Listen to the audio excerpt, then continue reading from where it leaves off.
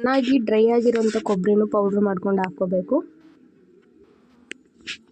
ಹಾಗೆ ಹುರಿದಿರೋ ಎಳ್ಳು, ಹಸಿ ಎಳ್ಳು ಹಾಕ್ಬಿಡಿ, ಹುರ್ಕೊಂಡೇ ಹಾಕಿ ಎಳ್ಳನ್ನ.